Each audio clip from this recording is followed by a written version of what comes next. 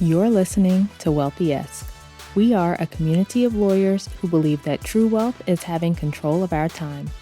I'm Ro Thomas, and as a busy wife, mom, and former Big Law associate, I know all too well the tension between the culture of the legal profession and pretty much everything else you want to do in life. That's why each week I'm bringing you the information and tools you need to improve your money mindset and manage your money to create true wealth. Because ultimately, it's not about the money. It's about the freedom and flexibility the money affords.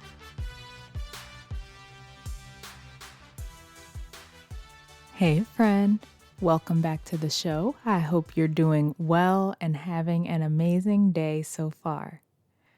Today, we are talking about income versus wealth. Income is a hot topic among lawyers, especially those at big law firms.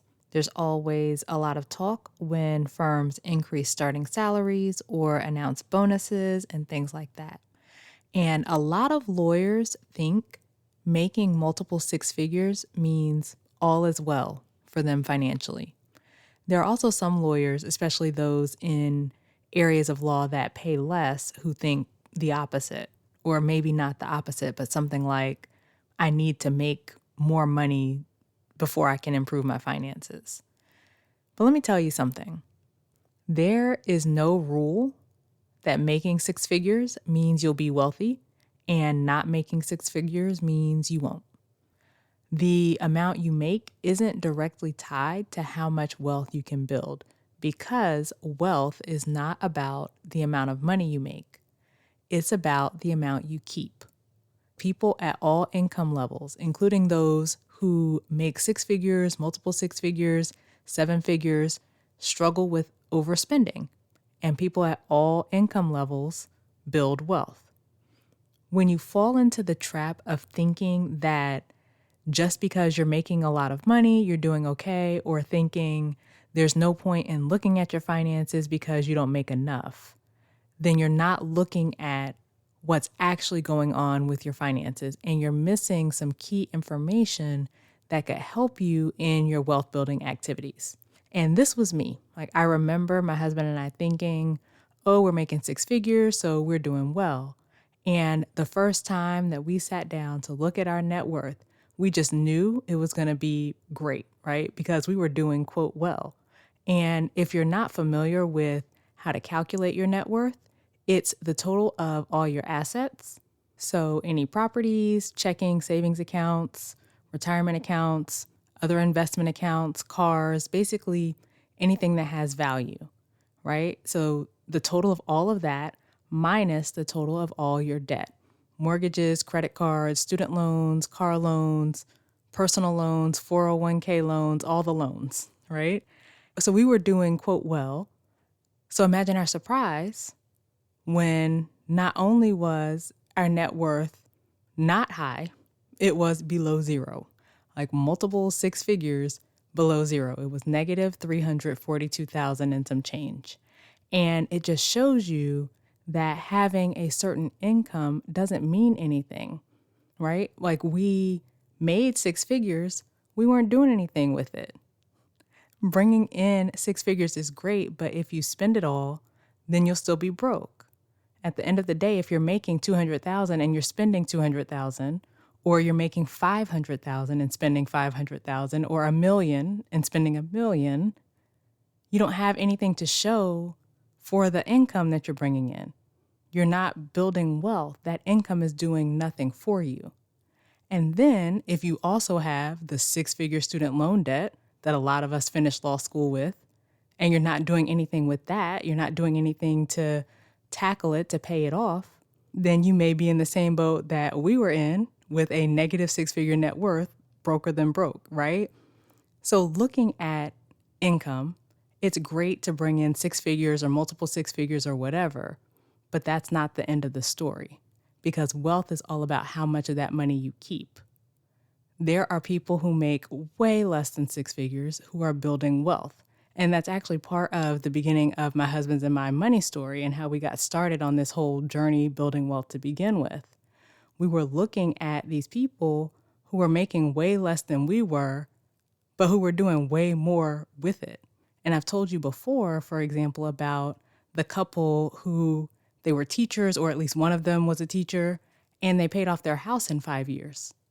Then there's the whole financial independence movement that I've told you about, where you've got enough assets or investments that you no longer need to earn money because your money is earning money for you. Like your money will work harder for you than you ever can. And people who are making less than six figures, people making 50,000, 70,000, are retiring from their jobs in their 30s and 40s because they're paying attention to how much money they're bringing in versus how much money they're keeping. In other words, how much money is going toward building their net worth. And I have to know it doesn't only have to be about cutting expenses. Like there are always two sides to this equation. So you could be bringing in additional streams of income, which would allow you to keep more of the money you bring in as well. But the point is just to get you thinking about this. Don't just assume that you're doing great financially because you're making X income, or that you can't do anything financially because you're making Y income. Actually look at it. Like look at your net worth, and that will show you how well you're truly doing.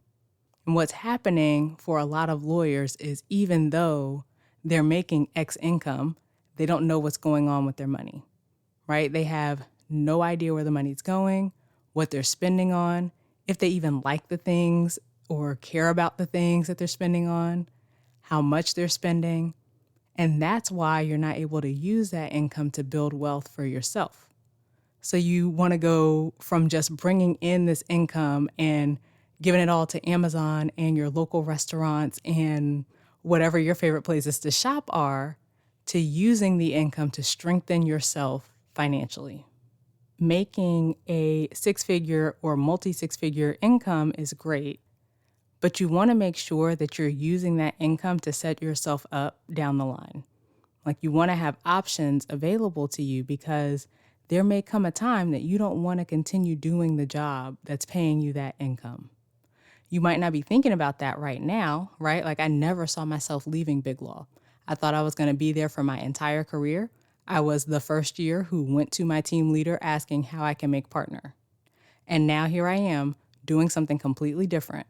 And part of why I was able to do that is the way that my husband and I set ourselves up by using our income to pay off our student loans and build wealth. We had to get out of thinking that we were doing well just because of our income. So what I want for you is for you to have options, for you to have flexibility in your life, for you to have the freedom to choose what's best for you, whatever that means for you. And learning how to manage your money and stop overspending and start spending intentionally and building wealth, all of that gives you options. I want you to look long term, right? Not just at what's happening right now. So when you're dependent on the level of income you make just to live, needing this level of income to maintain your lifestyle, that keeps you stuck. That keeps you having to stay in the position you're in now because you can't afford to make changes. You can't afford to make less than what you're making now. And that's the concept of the golden handcuffs, if you've ever heard of that.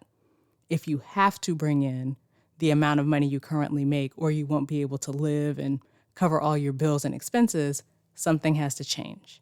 And if I'm talking to you, if you're making good money and don't know where it's going, reach out to me. I can help you get yourself on track. So you can head to rothomas.com/call and schedule a call to get started. The moral of the story in all of this is there's a difference between income and wealth. Making a certain income doesn't automatically equate to being wealthy. You can make less than six figures and be wealthy. You can bring in six figures, multi-six figures, seven figures, and be broke. It's all in how you're managing your money. You have so much room to live an amazing life and still build wealth. It's about being more intentional with your finances and making decisions in line with the future you want for yourself, not just what feels good in the moment. All right, so that's it for this week's episode. Come connect with me over on social media. I am most often on Instagram @IamRoThomas and LinkedIn. Also, subscribe to the show on whatever platform you're listening on. Leave me a written review. Both of those things help the show to be seen by more people. And of course, you can always help the show by telling a friend, and I greatly appreciate it. As we close out, friend, I pray that you will take some time to review where you currently stand with your finances. I pray that you will think about what you want for your future and start making intentional decisions to get there. And as always, I pray that you continue to take steps to regain control of your time, build wealth, and live the life of freedom and choice you deserve. Talk to you later.